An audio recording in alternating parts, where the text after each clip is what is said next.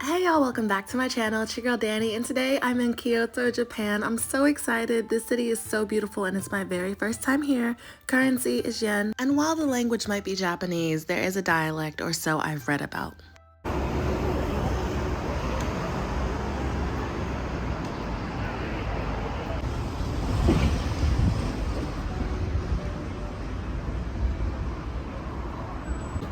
What? So majestic. I have so much to share. Kyoto is full of amazing things to do. You could rent a kimono, you could do a tea ceremony, you can visit the geisha district, but unfortunately not for long. Recently, some news surfaced that there is going to be a ban for tourists for certain reasons. If you know, then you know. But yeah, I'm all about being respectful when I travel, and I think Japan is a place that really exemplifies that. And if you're looking for a more traditional experience, feel free to stay in a ryokan, maybe visit an onsen. Yeah, you definitely have some options, but I'm so excited. Oh my gosh, Kyoto stole my heart. I'm not usually one to share my accommodations in the travel vlog, but they had everything here. Really amazing smelling body wash, recycling, everything you could think of, and it is a much quieter stay if you're looking for some relaxation or peace of mind. And also, Japanese toilets seem to be top tier. They heat up, they have bidets, all this good stuff, all right? I love using the bathroom in Japan. Sorry for the TMI, but it's so cool. Every time I opened the door, the toilet lifted up in my presence, okay? So that was so cool. There's a whole bunch of different buttons. I recommend using like Google Translate or something. This isn't the most English-friendly place, but you'll figure it out. And the locals are very polite. The customer service was phenomenal.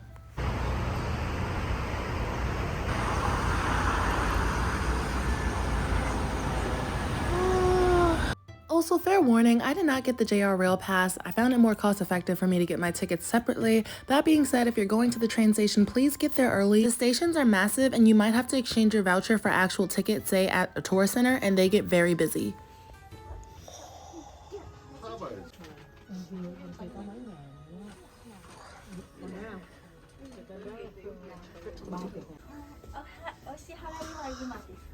Okay. So I'm not here to personally discuss or debate cultural appreciation versus cultural appropriation. It's up to you if you want to rent a kimono or not. I went with a local friend and I'm glad I did.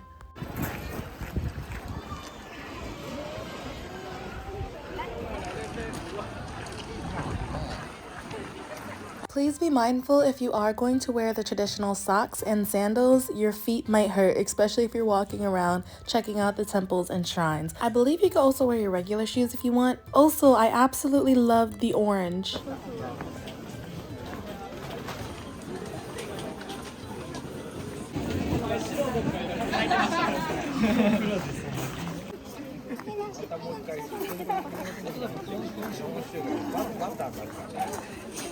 I will put everywhere I went down below and what areas I was in, but the orange temples, oh my goodness, so beautiful. People are sightseeing and praying. As always, be respectful.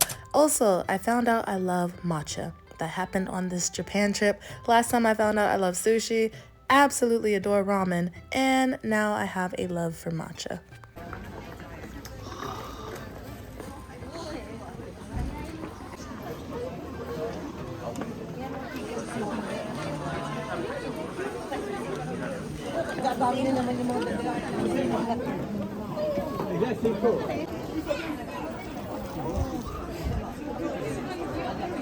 Oh, as you can see, it's extremely busy.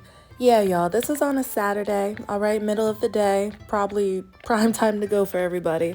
But yeah, it was extremely busy to the point where, like, you know, you're walking on the side of the road trying to avoid people. If you want to go duck into a shop, you got to maneuver your way through. So just be mindful of that. Like I mentioned earlier, my love for matcha did manifest on this trip. So don't be surprised if you see yourself or others walking around with matcha ice cream cones and other nice little treats.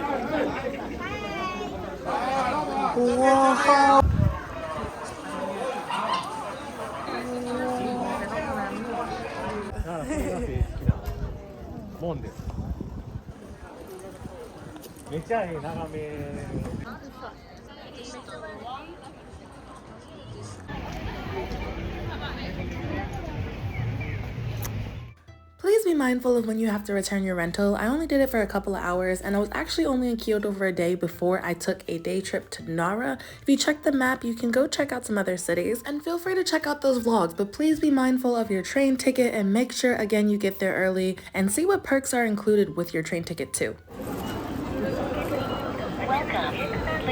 But stay tuned, I did return to Kyoto. Okay, we're gonna take a samurai class, but I'll get to that in a second. Again, train tickets, I know it's a little confusing, but figure it out. Also, see if you can add a transit card to your phone, because I was being very silly and I was buying paper tickets, and turns out I could have just bought a pass on my phone the entire time. It's been over 5 years since I last visited Japan, so I was stuck in time. But anyways, we are about to visit a very beautiful shrine, and we're going super early because it gets really busy. And by the way, when I say paper tickets, I meant for the metro. The railway tickets are a different story. I felt very proud when I was able to sort out the transportation in Kyoto and Japan in general. It's not necessarily that it's hard, it's just overwhelming and a little confusing. Different lines for different things and different places you want to go. Speaking of places to go, guess who woke up at 5 in the morning to go to Fushimi Inari Shrine? Yes. People say you can come at night too. Apparently it's free, it's always open. But please be careful about that, because I was reading about wild boars and I don't be outside at night. So anyways, I came when the sun was starting to, pop up a little bit. There were other people there as well, but it got busy very quickly. Y'all, again, I came at 5 in the morning. Within the hour or two, people were already setting up their tripods, professional cameras, staking out photo taking spots. I met someone who said they returned that day early in the morning the way I had, because the day before when they went, it was just a huge group of people moving up and down the shrines. Yeah, so be mindful, it's gonna be very busy. I saw a sign for kimono rentals as well. If you are there to get the perfect photo for social media or for yourself or just to share with family and friends, just be aware that so is everyone else, okay? A lot of people, every time you try to take a picture, somebody's gonna walk by. There are people there to hike, enjoy, explore, educate themselves. There are people there who want the picture. Whatever reason you're there for, do your thing. Just be mindful, it is extremely busy. I wish I was able to explore more. I will definitely be back. Look at this. This is a very extensive map. It looks like you could spend a few hours here. Yeah, get an early start, good hiking shoes, water, all that good stuff. I did not delve that far, but I just wanted to see it for the first time.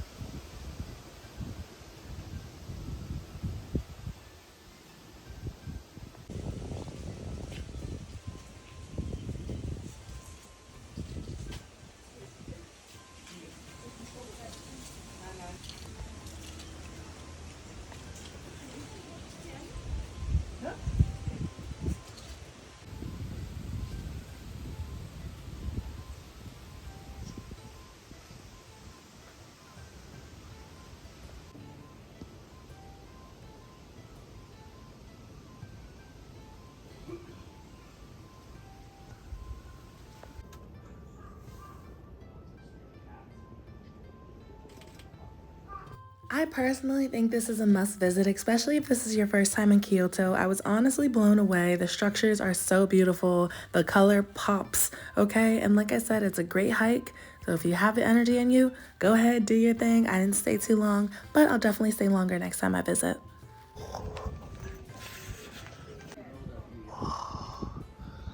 All right, you're able to stay, hike to the top. There's a whole bunch of different areas. That is stunning.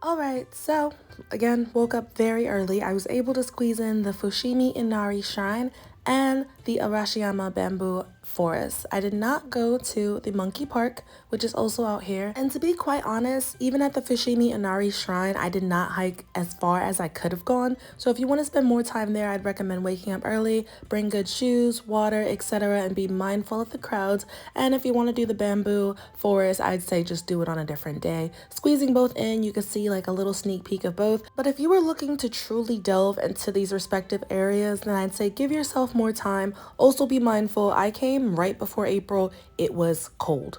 Y'all, it was very, very cold. Like I'm talking gloves and a thick jacket. Dare I say a coat? The weather was kind of random because the day before it was really hot when I was walking around in my kimono. And that being said, coming up here, of course, is a different area on the map and it's a different day, just way colder. Anyways, I stayed here for a little bit. I checked it out. It was massive. I loved it. And then I left.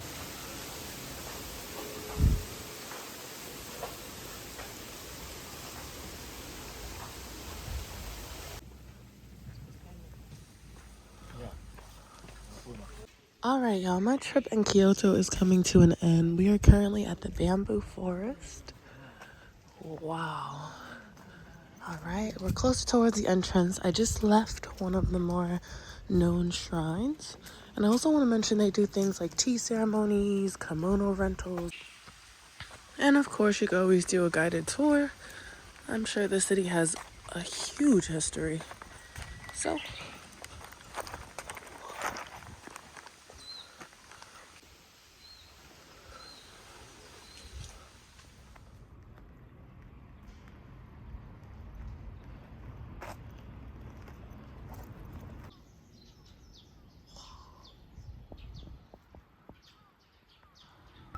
this was so peaceful and absolutely worth the early morning wake up, y'all. I love this whole area.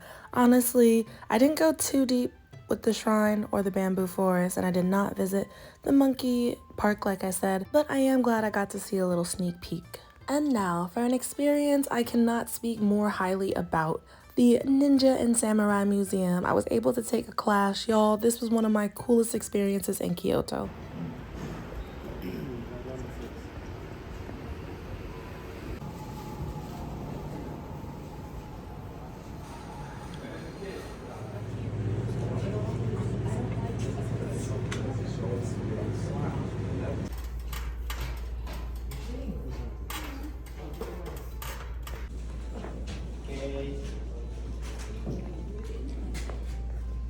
I highly recommend the Ninja or Samurai class experience. Our teacher was amazing and we even did our own demonstration of what we learned.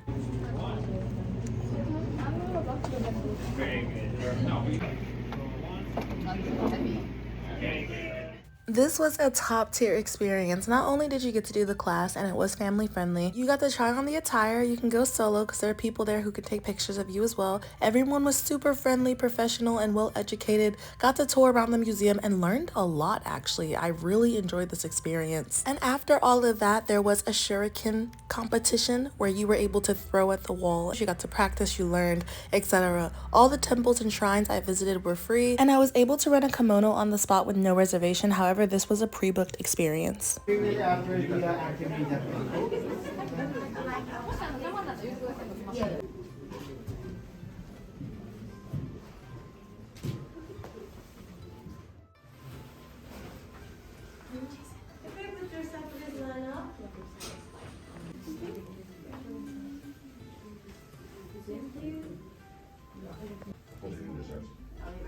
Okay, so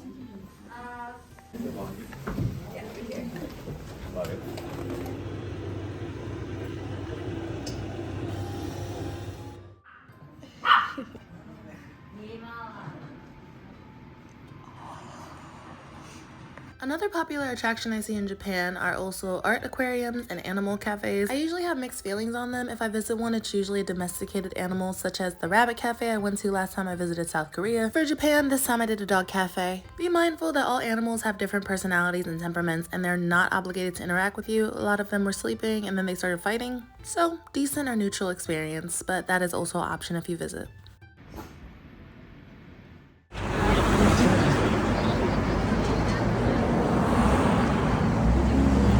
right. I came to Japan for cherry blossoms, but I was too early, so they were still, starting to bloom. But I had an amazing time, and thank you for watching this Kyoto vlog. Bye!